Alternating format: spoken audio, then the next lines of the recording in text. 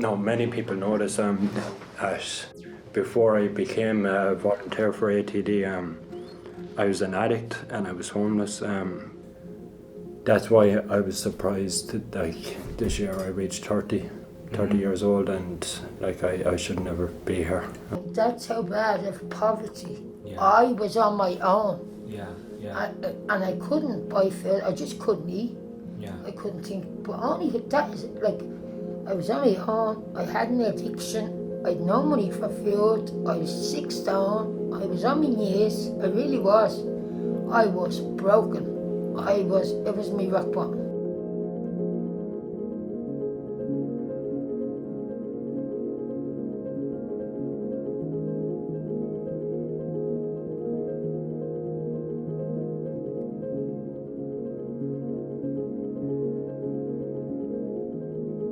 This is going to be terrible. So Trinity, Grafton Street. Saw from Trinity College, and then we walk up O'Connell Street. Go around Marion Square, Hogan's Court, and then around by the KBS Bank and Grand Canal Street and Pearse Street. To the left is down the bottom of the road is Dorset Street. That's Lord Dorset Street down the bottom. Okay. Yeah. Where the bus is going past now. Yeah. And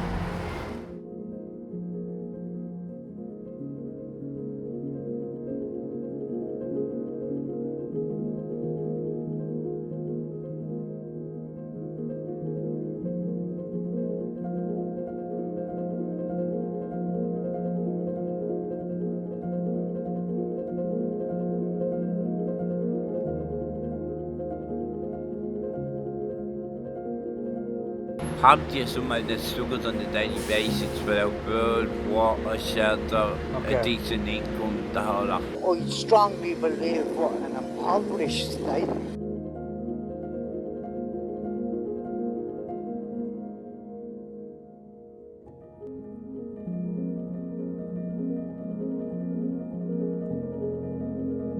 Yeah, when I was growing up, like, we would have experienced a lot of poverty, do you know what I mean? Like, so I had to grow up in extreme poverty. I never had a childhood, never. I've lived with poverty all my life, love, from the time I can ever remember. I'm stealing since I'm at the age of 10. I'm stealing for food for my family. We starved. We walked from Finglas to Coolock, me and my mother and my sister, for food at Peter McFerry. Like, and I'd stand there and I'd be to beggar the family. Like, it was horrible.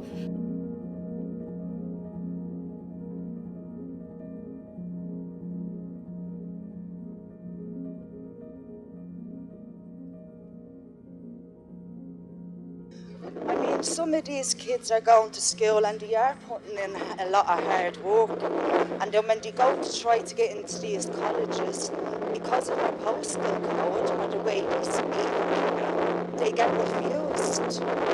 We're having a couple of issues at the moment with dampness around the windows. Saying, look, the community you grow up in, there's a 15-year-old gets up every morning, goes to school, either has a cricket bat or a tennis racket on the back of the bag and all, going out the door. Yeah. There's a 15-year-old, lucky to have a bag on out and on his back going out. Yeah. He's going out. You're walking down the road down by the cricket club or the tennis court or wherever on your way to school. Jolly old Johns. This fella has to avoid the stolen car that's burnt out in the corner. The drug dealers who want to tempt him into a life of, addiction or whatever. Peer pressure of let's not go to school, and school's crap. So there's no opportunities around here. And the one who seems to make the best opportunity is the one who gets involved in the drug dealing or the crime or the criminal at the top.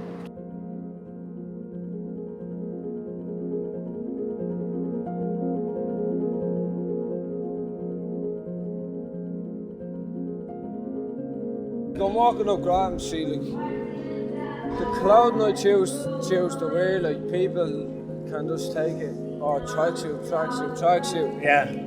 And then you're sort of, you're looked upon as if you're from a completely different class based off your image. Yeah, yeah. Well, like as it says, I'm a fitness fanatic. I went to college, successfully passed college. Yeah. To become a personal trainer. Yeah, And yeah. this is the stuff. This is the type of clothing that I find comfortable in. Yeah, You know. yeah. But then again, there's a other bad side to that. You know what I mean? Because you're being judged before anybody speaks to you. Yeah. You can walk into a shop wearing a tracksuit and you have every security man's eyes all over you. We were classed as common, scum, thieves, addicts. Because you can walk into that Starbucks over there and take a picture. Yeah. Or you can walk into that Starbucks over there, yeah? Yeah. And just the way I'm dressed, just the way I talk, people are going to look at you. And it's always people from the upper class. Yeah. And you do get that. Yeah. You know, and it can be blatant sometimes, and all it can be is a looking you up and down with the eyes. Yeah. That's still discriminating. You know what I mean? That's just like, who are you?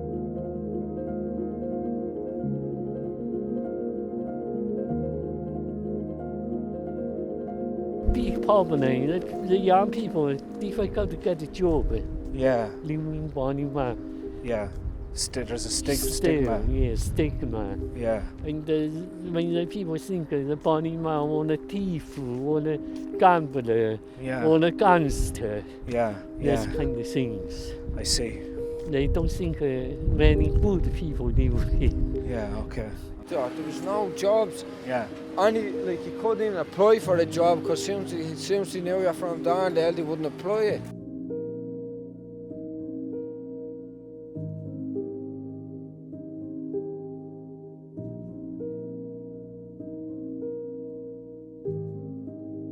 It's really a class system. Yeah. Because the rich were always, it wouldn't matter whether you were Muslim, Hindu or whatever. Okay. The rich were always together.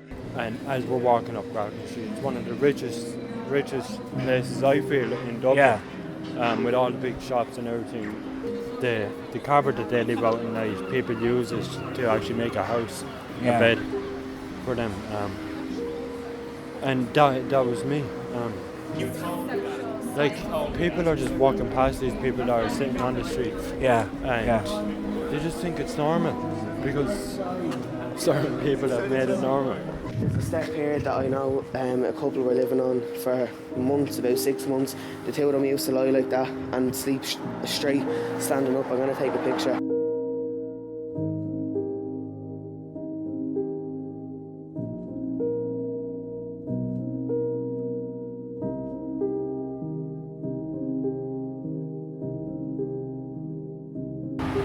You do hear the stories of how homeless people are killed. Yes, of A course. couple of years ago, a young man was killed in a Wigglyman. Do you know what I mean? And it's like, it's avoidable. If you had to meet an addict or a person that have been in poverty that isn't talented. I see what I believe to be our biggest resource, and that's our people being undervalued or just neglected or left behind. You know, not being given an opportunity because we don't know who we're leaving behind. Yeah.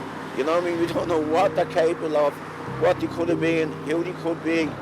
You know what I mean? They could be the cure for cancer. We just don't know. Yeah. You know, and that to me that's a sin.